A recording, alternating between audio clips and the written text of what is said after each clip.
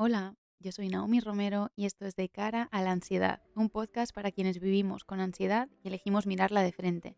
Si acabas de llegar y tú también estás en este arduo camino, te doy una cálida bienvenida y empezamos.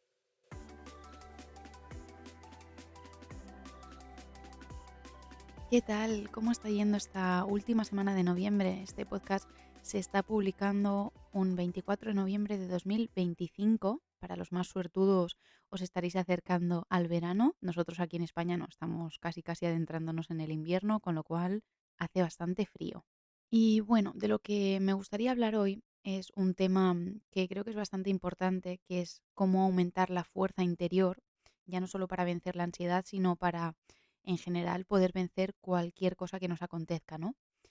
Y para esto hay dos grandes filosofías que han trabajado mucho sobre este tema que me gustaría mencionar, que son el estoicismo y el budismo, que para quienes pues no los conozcan son dos filosofías que comparten bastante literatura, bastantes ideas, pero en realidad pues son dos ramas distintas, ¿no? Entonces, vamos a ver qué dice el estoicismo sobre la fuerza interior y luego qué dice el budismo.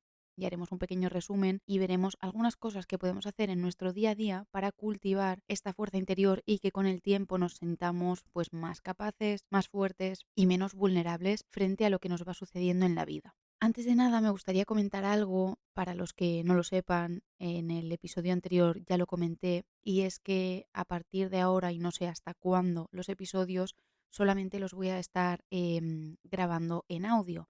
Y me he ido un poco fuera de redes sociales. Sabéis que antes estaba pues en Instagram, en TikTok, en YouTube Shorts, en YouTube también grababa con la cámara y demás.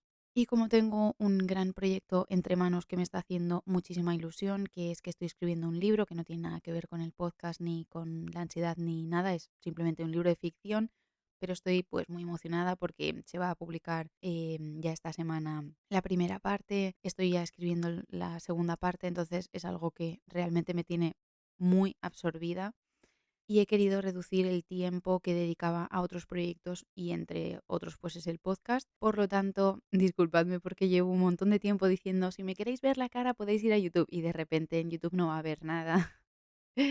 Pero bueno, como esta comunidad de momento también es muy chiquita, pues supongo que nadie vendrá a pedirme explicaciones. Así que ahora sí, empezamos con el podcast. Bueno, ¿qué dicen el estoicismo y el budismo sobre la fuerza interior? Vamos a empezar con el estoicismo. Los estoicos nos hablan de la fuerza interior como un control sobre uno mismo, ¿no? No es tanto aguantar como un robot, sino conseguir dominar el mundo interno independientemente de lo que nos pase fuera. Y los puntos clave que ellos distinguen para pues reforzar esta fortaleza interior son conseguir distinguir primero de todo lo que depende de nosotros y lo que no, porque es la base, digamos, de esta fuerza interior. Y ahí está la famosa frase de si esto no depende de ti, pues no puede quitarte la paz, ¿no? Luego, por otro lado, nos hablan de que las emociones no son el enemigo, sino que más bien nos tenemos que atrever a sentir cualquier cosa, pero siempre sin arrastrarnos detrás de lo que estamos sintiendo. Es decir, sin apegarse a las emociones, que esto también lo comparte con el budismo, luego lo veremos. Otro punto clave sería el practicar la incomodidad voluntaria. Y es que para entrenar la mente, igual que se entrena el cuerpo, podemos generar situaciones que no nos son tan cómodas para conseguir aumentar nuestra tolerancia. Entonces, una ducha fría o caminar bajo la lluvia sin taparnos, hacer tareas difíciles que nos hacen salir de nuestra zona de confort, lo que nos hará es todo el rato estar en un constante tengo que tolerar esto, aunque me sea incómodo, ¿no? Y por lo tanto estamos cultivando esa fuerza interior. Y por último nos hablan de que la fuerza interior viene de actuar de manera alineada con uno mismo, no de evitar situaciones que nos generan miedo o de hacer cosas que van en contra de nuestros propios valores, sino todo lo contrario, ¿no?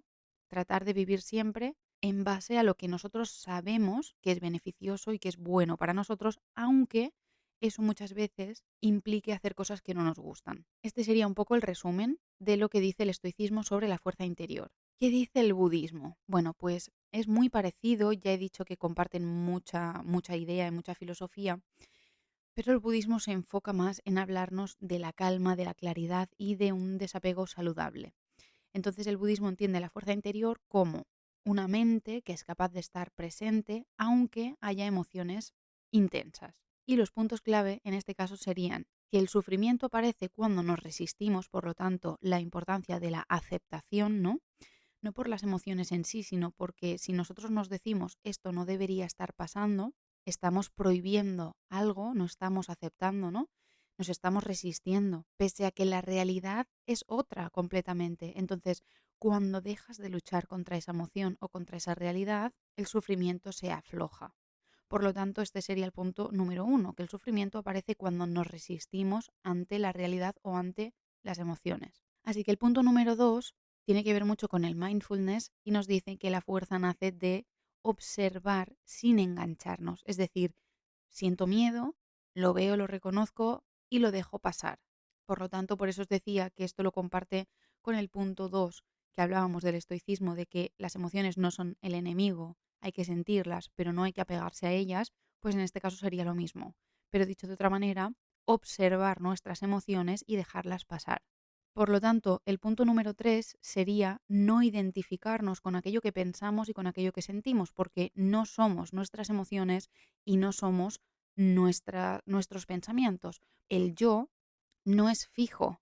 Las emociones son nubes, por así decirlo. El budismo siempre habla de que las emociones y los pensamientos son nubes y que nosotros debemos actuar como un mero espectador que las ve pasar, pero no son yo, no son mi identidad. Y esto nos da una libertad brutal porque muchas veces pensamos que pues aquello que sentimos o aquello que pensamos nos crea nuestra identidad.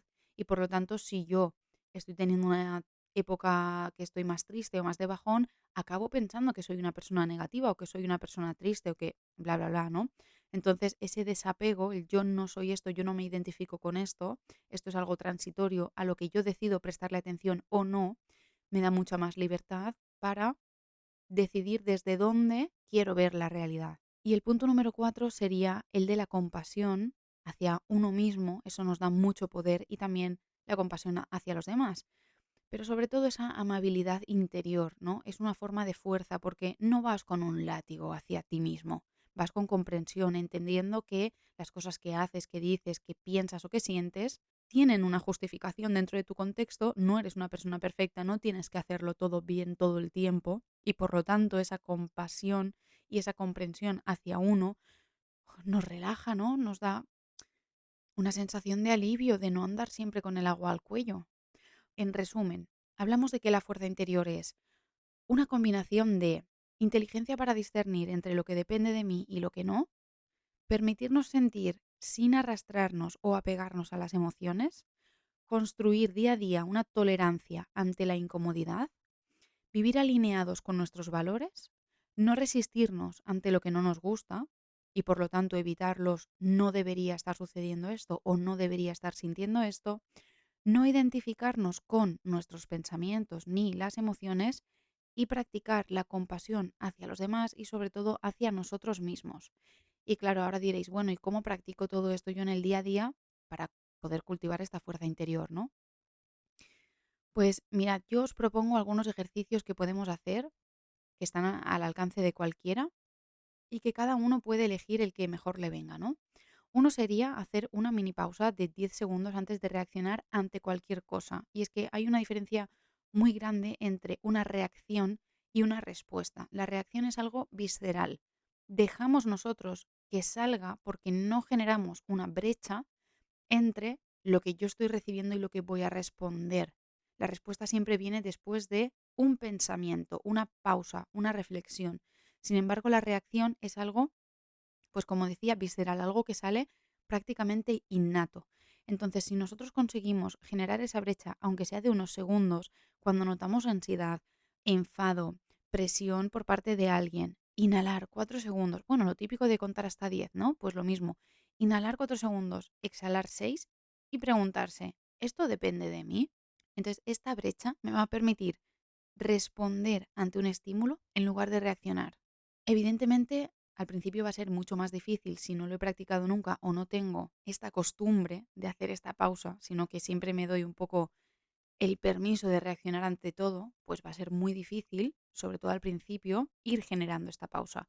Pero os aseguro que con la práctica se consigue y se consiguen unos estados de calma ante situaciones que anteriormente generaban una reacción impulsiva en nosotros que es de verdad digna de admirar en muy poco tiempo. Luego, por otro lado, otro ejercicio sería aceptar la emoción un minuto, literalmente 60 segundos, de permitir lo que sientes, sea lo que sea, sin intentar cambiarlo. Pero esta parte última es muy importante, sin intentar cambiarlo. O sea, si estoy sintiendo miedo, pues esto es miedo, ok, está bien. O esto es frustración y está bien. La reconozco, se va desinflando poco a poco. Pero tengo que darme un tiempo para aceptarla pese a que me incomoda. Y me sirve con un enfado, con una tristeza, con cualquier cosa. Un ejercicio de estoicismo puro es generar un gesto pequeño de incomodidad al día. Lo que decía, una ducha un poco más fría de lo normal, caminar sin auriculares en silencio, o dejar pasar un impulso que tengo de mirar el móvil o de rellenar un hueco de tiempo que tengo, pues fumándome un cigarro o haciendo... No, pues al contrario, ¿no? Generar una incomodidad. Porque todas esas pequeñas incomodidades, es lo que decíamos, van a aumentar nuestra tolerancia mental. Otro ejercicio que podemos hacer es elegir un valor al día o a la semana y actuar según él. Por ejemplo, desde la calma, desde la honestidad, desde la amabilidad o desde la disciplina, ¿no? Y preguntarte por la noche, hoy he actuado un poco más desde este valor o desde dónde he estado actuando, ¿no? Y otro ejercicio que me gustaría mencionar que me parece bastante bonito es tener un acto de compasión diario hacia ti. Y puede ser algo pequeño, simplemente hablarte bien durante unos minutos, decirte algo de lo que te sientes orgulloso, orgullosa, de algo que has hecho hoy, que has hecho durante la semana o destacar algo que te gusta de ti. En definitiva, hablarte bien durante varios minutos o incluso escribirlo. Otra cosa que podemos hacer como acto de compasión hacia nosotros es permitirnos descansar 10 minutitos, que esto es algo que lo hablamos también en el episodio 15 de Tengo más ansiedad cuanto más tiempo libre tengo, y es que no nos permitimos descansar, siempre queremos estar haciendo miles de tareas y si pueden ser todas a la vez mejor. Y la lástima es que hoy en día permitirnos descansar 10 minutos sin culpa es algo que nos cuesta mucho. Por lo tanto, no exigirnos perfección, no exigirnos hacerlo bien todo el tiempo o estar atareados todo el tiempo, permitirnos descansar, esta compasión va a crear una base muy estable desde la que podremos responder a la vida en general con un tono mucho más amable y mucho más abierto y capaz de resolver cualquier conflicto. Yo os voy a poner un ejemplo que, bueno, a mí me pasa, ¿no? Hace unos días hemos ido a coger leña, en España estamos, como he dicho antes, entrando al invierno y en casa pues tenemos una estufa de leña y cada invierno pues tenemos que recolectar leña porque podríamos comprarla, pero nos gusta el hecho de ir a cogerla, cortarla, colocarla en el leñero. Nos gusta porque aparte de que nos ayuda a mantenernos activos y a hacer un trabajo físico,